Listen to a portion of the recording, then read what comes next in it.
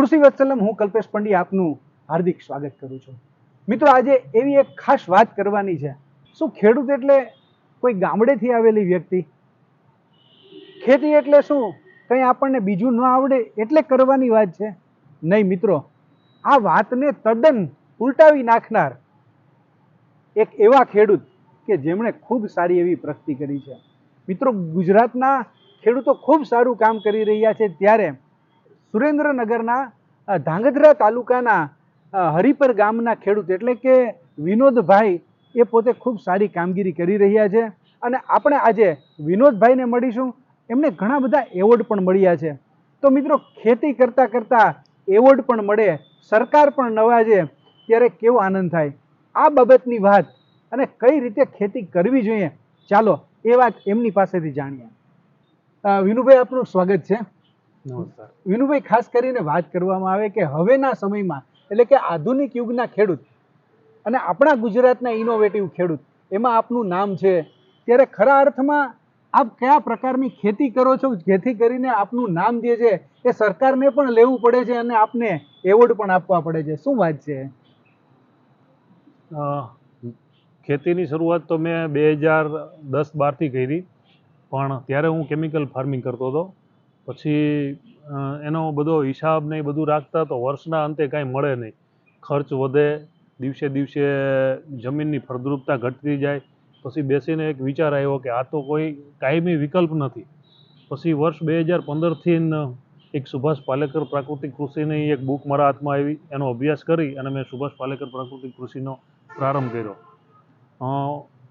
બુકથી લગભગ 3 વર્ષ સુધી મેં કૃષિ ચાલુ કરી, તો પૂરું હજુ એમાં આપણને પ્રેક્ટિકલ એટલું બધું જ્ઞાન નહોતું. પછી 2018ની અંદર સુભાષ પાલેકરની અમદાવાદ ખાતે દાસ્તાન ફાર્મની અંદર 8 દિવસની શિબિર હતી. તો એ શિબિર મેં એટેન્ડ કર્યા પછી નેચરલ ફાર્મિંગના 7 સિદ્ધાંતની મને ખબર પડી.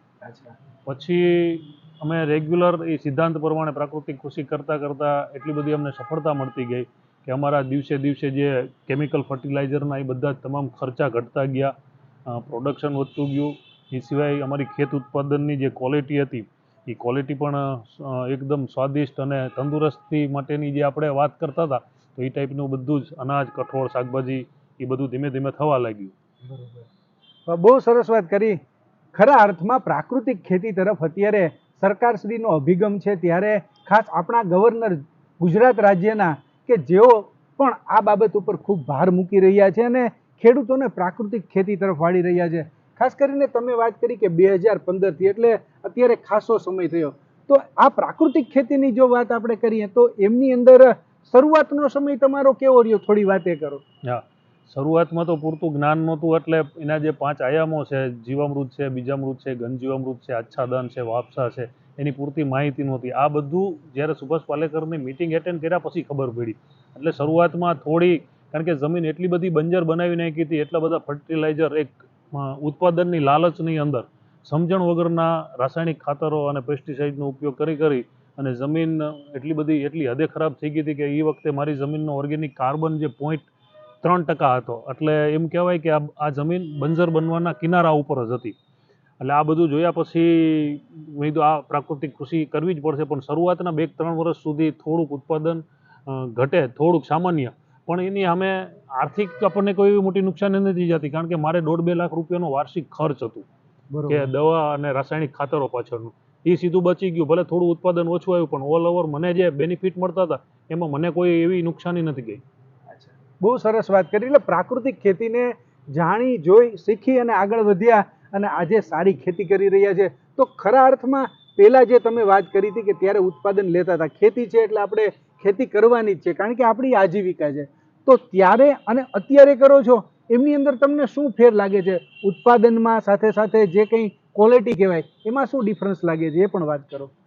ત્યારે અમે જે એનું ઉત્પાદન અમે લેતા હતા, તો એ ઉત્પાદનને અમારે ઓપન માર્કેટની અંદર, એપીએમસીની અંદર કે અન્ય વેપારીને વેચવું પડતું હતું ને અમે અમારા ઉત્પાદનના ભાવ સામેવાળી વ્યક્તિ કરતા હતા. આજ દુનિયાની અંદર કોઈ એવી વસ્તુ નથી કે જે ઉત્પાદન થયેલી વસ્તુના ભાવ સામેવાળી વ્યક્તિ કરે.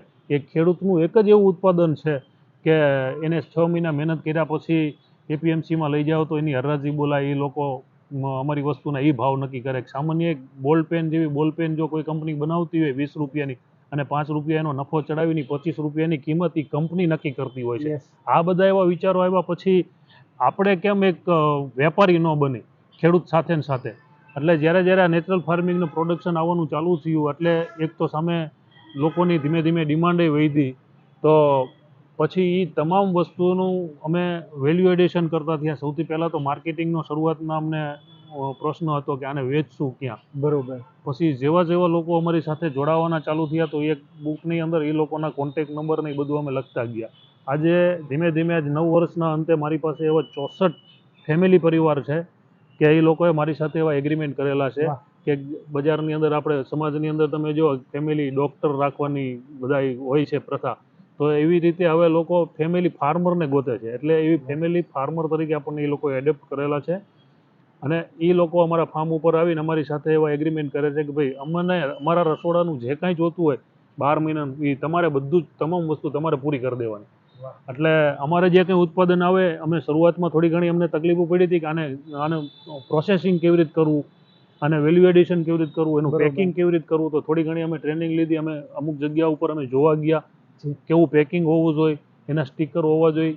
એ બધું જ અમે તમામ વસ્તુ જાતે બનાવીને આજે બધી જ વસ્તુનું અમે અમારા ખેતર ઉપર જ અમારા ફાર્મ ઉપર જ એનું વેલ્યુ એડિશન કરી કિલો 2 કિલો 5 કિલો 25 કિલો સુધીના પેકિંગ કરી અને આ તમામ લોકોના ઘર સુધી અમે એક સોશિયલ મીડિયાના માધ્યમથી પહોંચાડી છે.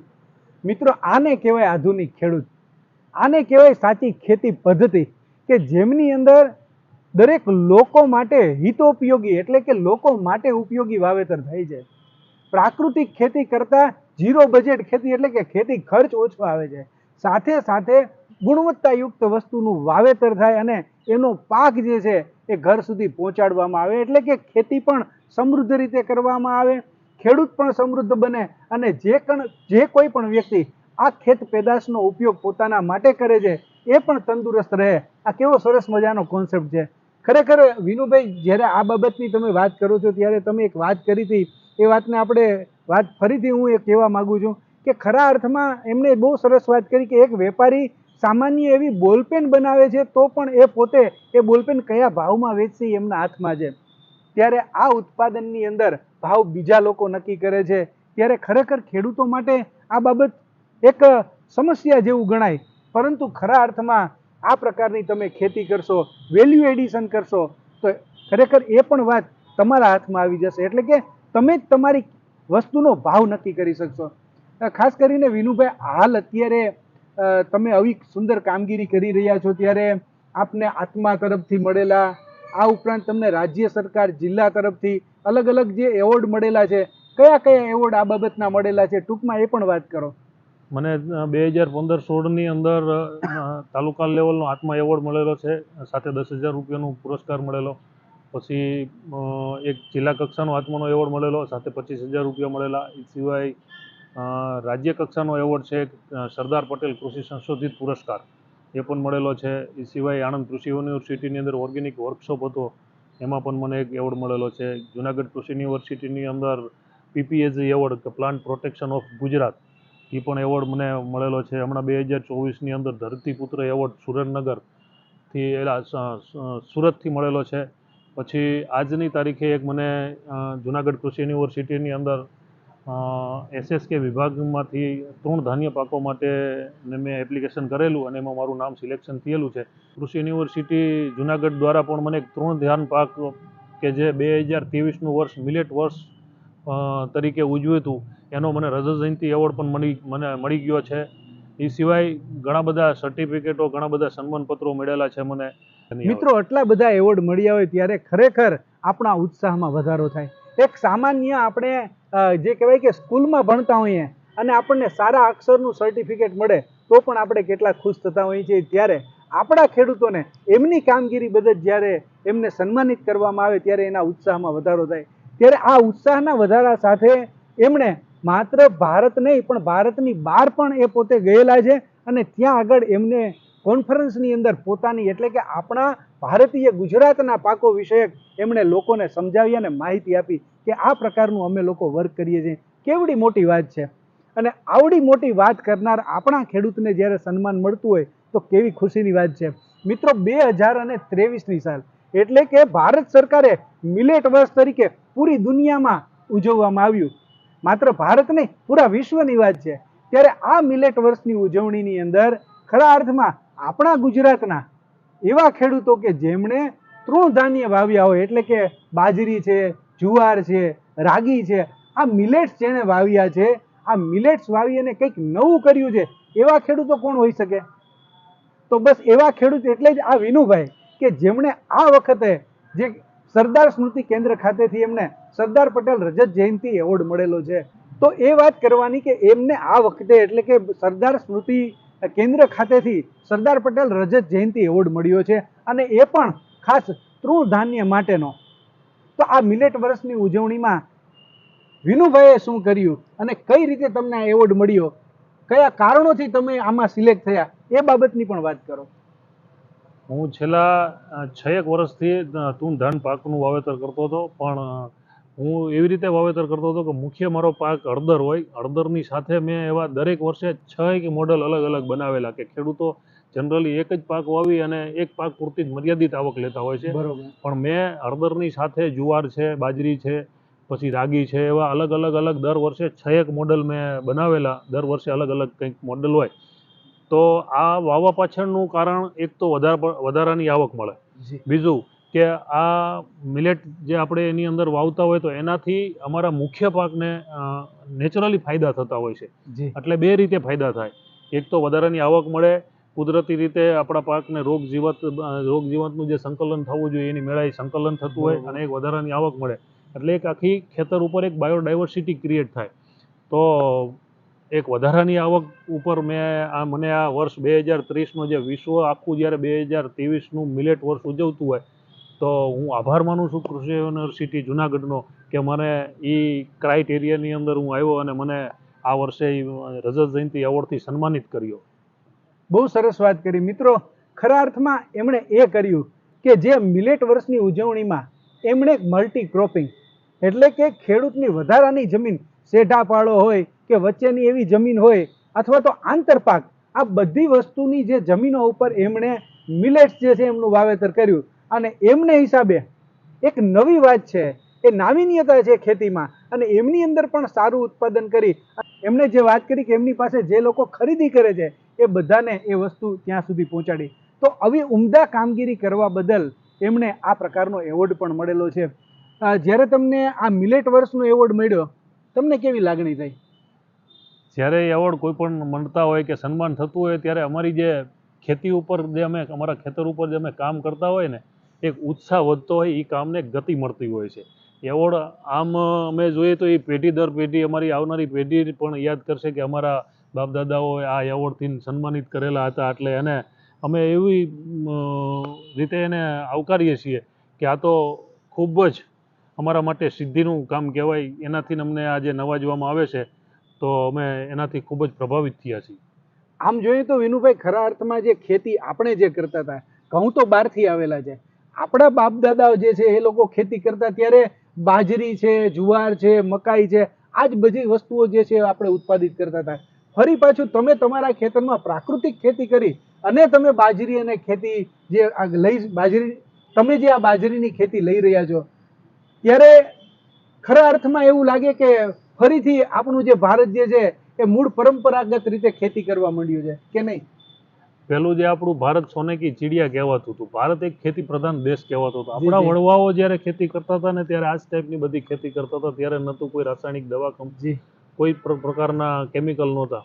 ત્યારે એ આપણા વડવાઓ 100-120 વર્ષ સુધી વગર દવાખાને આરામથી જીવતા. બરોબર. જ્યારે 1960 પછીની જે હરિયાળી ક્રાંતિની શરૂઆત થઈ ભારતની અંદર, એમ ધીમે ધીમે રાસાયણિક ખાતરો આવતા ગયા, ફંગીસાઇડ આવતી ગઈ, પેસ્ટિસાઇડ આવતી ગઈ. એમ પછી ધીમે ધીમે જમીન બંજર બનતી ગઈ અને ઉત્પાદન ઘટતા ગયા. જેમ ઉત્પાદન ઘટ્યું, એક ખેડૂતનો તો એક જ ઉત્પાદન માટેનું જ એને લક્ષ્ય હોય, એટલે વધુ ઉત્પાદન લેવાની લાલચમાં એને વધુ પેસ્ટિસાઇડ અને રાસાયણિક ખાતરોનો ઉપયોગ કર્યા. જેમ જેમ વધુ ઉપયોગ કર્યા એમ જમીન બંજર બનતી ગઈ. એટલે આજની તારીખે ખેતી ખર્ચ વધતો ગયો, ખેતીની જે જમીનની જે ક્વોલિટી હતી એ નીચલા સ્તરે જતી રહી, અને પ્રોડક્શન જે એમાંથી ઉત્પન્ન થતું હતું એ એટલા સ્તરે હલકું આવ્યું કે જે માનવ શરીરને જે ન્યુટ્રિશન જોતા હોય એ ન્યુટ્રિશન પહેલાં આપણને ખેતરના પાકમાંથી બધા મળી જતા હતા. આજે તમે જો આખું વિશ્વ ભયાનક સ્થિતિની અંદર પસાર થઈ રહ્યું છે. ડાયાબિટીસ, કેન્સર, હાર્ટ એટેક, નાની નાની ઉંમરની અંદર આ બધા ભયંકર રોગો આજે આવા પાછળનું કારણ હોય તો આપણે આ ખેત ઉત્પાદન જે અતિરેક દવા અને ખાતરના ઉપયોગ કર્યા છે એનું જ પરિણામ છે. આજે નાના નાના બાળકોની તમે એટલી બધી ગંભીર બીમારીઓ આપણે જોઈ છીએ સમાજની અંદર. તો એના માટે બીજો હવે કોઈ જ વિકલ્પ નથી. એના માટે જ આપણે જે પરંપરાગત આપણા વડવાઓ જે ખેતી કરતા હતા એના સિવાય કોઈ વિકલ્પ નથી. હવે આપણે વળી પાછું આ દેશને જો સોને કી ચીડિયા બનાવવો હશે તો વળી પાછું આપણા વડવાઓ જે પરંપરાગત જે ખેતી કરતા હતા પ્રાકૃતિક, એ ખેતી સિવાય બીજો કોઈ વિકલ્પ નથી. એ ખેતી આપણે અપનાવી જ પડશે. ખરા અર્થમાં યુ ટર્ન લગાવવાની વાત છે. અને મિત્રો, તમને એવું નથી લાગતું કે ખરેખર સમાજની ચિંતા સૌથી પ્રથમ કરતો હોય ને તો એ જગનો તાજ છે? વિનુભાઈની વાત ઉપરથી એવું લાગે છે કે એ ખૂબ ચિંતા કરે છે. કોની? સમાજની. કે હું જે ખેત ઉત્પાદન કરીશ એ મારા સમાજના લોકો જે છે એ એમને આરોગશે, તો એમની તંદુરસ્તીની જવાબદારી જગતાતની છે, ખેડૂતની છે. વિનુભાઈ, છેલ્લો એક પ્રશ્ન લઈ લઈએ કે ખાસ કરીને હવે પછી તમે ઘણા બધા એવોર્ડ મેળવ્યા છે, ઘણી સારી કામગીરી કરો છો. આગામી વર્ષોમાં હવે તમે કઈ રીતે આગળ વધવા માંગો છો આ ખેતી ક્ષેત્રમાં? ખેતી ક્ષેત્રની અંદર આ 9 વર્ષના અનુભવ પછી મને એટલી ખબર પડી કે હવે લોકોની અંદર આ કોરોના આવ્યા પછી હેલ્થ વિશે જાગૃત થયા છે કે ઇમ્યુનિટી સિસ્ટમ સારી બનાવી હશે તો સારો ખોરાક ખાવો પડશે. એટલે ડિમાન્ડ એવડી મોટી છે. તો મારું હવે લક્ષ્ય, આવનારો સમયનું મારું લક્ષ્ય હશે ક્વોલિટી. અમે અત્યારે ક્વોલિટી ઉપર સૌથી વધારે ભાર દઈએ છીએ કે ક્વોલિટી બનાવવા માટે ઘણો બધો સમય લાગે. પહેલી તો જમીન સુધારવી પડે. 2021ની અંદર મારી જમીનનો ઓર્ગેનિક કાર્બન 1.35 હતો. એટલે બહુ ઘણો સારો કહેવાય. 1% કાર્બન લઈ આવે એટલે વળી પાછી જમીન આપણા વડવાઓ જે ખેતી કરતા હતા ને એ ટાઈપની થઈ ગઈ સમજવાની. અચ્છા, એટલે તમે જે કહેતા હતા કે 0.3 હતો એમાંથી તમે 1.3 લાવ્યા. બહુ સરસ. એટલે એ જ્યારે ઓર્ગેનિક કાર્બન તમારી જમીનનો ધીમે ધીમે જ્યારે સુધરતો જશે એમ ક્વોલિટીની અંદર ઇમ્પ્રુવમેન્ટ આવતું જ તમને દેખાશે. આજે અમારી ક્વોલિટી જે અમારા ગ્રાહકો સુધી પહોંચે છે તો એ એટલા બધા ખુશ હોય છે કે આ ટેસ્ટ અમે કોઈ દિવસ અમારી જિંદગીની અંદર નથી જોયેલો. કારણ કે હવે નવી જનરેશનને તો આ ખબર જ નથી કે ખેડૂતો આટલા બધા ભયંકર કેમિકલો અને પેસ્ટિસાઇડ વાળી ખેતી કરે છે. તો એ લોકો આજે એ ખાતા હોય તો અમારું અનાજ ને બધું લઈને ખાય તો એને આમ જમીન આસમાનનો ડિફરન્ટ દેખાય. બરોબર. મિત્રો, ખરા અર્થમાં જે કહેવાય કે ખેતી કઈ રીતે કરવી જોઈએ એમના ઉદાહરણરૂપ આપણા ગુજરાતના આ વિનુભાઈ છે. અને વિનુભાઈએ આદર્શ ખેતી પદ્ધતિ અપનાવી અને ખરા અર્થમાં એ સારા ખેડૂત બન્યા છે કે જેમને હિસાબે આપણો સમાજ તંદુરસ્ત બનશે. એમને ઘણા એવોર્ડોથી પણ સન્માનિત કરવામાં આવ્યા છે. સાથે સાથે આ વિડીયોના માધ્યમથી અમે અન્ય ખેડૂત મિત્રોને પણ ભલામણ અને સલાહ આપીએ છીએ કે આવનાર ભવિષ્યમાં આ પ્રકારની ખેતી કરવી જોઈએ. અને જો તમે આ પ્રકારનું મોડેલ ફાર્મ જોવા માંગતા હો ને તો એક વખત તમારે આ વિનુભાઈના ખેતર ઉપર જવું જોઈએ અને જાણવું પણ જોઈએ કે કયા પ્રકારની ખેતી કરવી જોઈએ. આ ઉપરાંત આપણી ગવર્મેન્ટ કૃષિ યુનિવર્સિટી આ પ્રકારની કામગીરી અને તાલીમો આપતી હોય છે. એક વખત આપણું ખરું યાત્રાધામ એટલે કે ખેડૂતોનું ખરું યાત્રાધામ કૃષિ યુનિવર્સિટી છે. મિત્રો, કૃષિ યુનિવર્સિટીમાં આવી અને તમે અલગ અલગ વિભાગોની મુલાકાત લઈ અને તમે એમની પાસેથી માહિતી મેળવી શકો છો અને તમે વ્યવસ્થિત રીતે કામગીરી કરી શકો છો. તો બસ આવી સુંદર વાત અને એમની સાથે આપણી સાથે જોડાયા છે વિનુભાઈ. વિનુભાઈ, તમે ખૂબ સુંદર મજાની કામગીરી કરી છે અને તમને જે એવોર્ડ મળ્યા છે એ બદલ અમે તમને ખૂબ ખૂબ ધન્યવાદ આપીએ છીએ. તમારા જેવા જ ખેડૂતોની હવે જરૂર છે. એટલે કે ખરો યુગ હવે આવી રહ્યો છે. ત્યારે આવી વાતો સાથે ફરીથી મળતા રહેશું. ખૂબ ખૂબ આપનો આભાર. આપનો પણ ખૂબ ખૂબ આભાર. કૃષિ વત્સલ ચેનલ મારફત આ વિડીયો અન્ય ખેડૂતો સુધી પહોંચે અને પોતે ખેડૂતો આ તરફ પ્રાકૃતિક કૃષિ તરફ વળે એવી દરેક ખેડૂત મિત્રોને મારી શુભેચ્છા. યસ.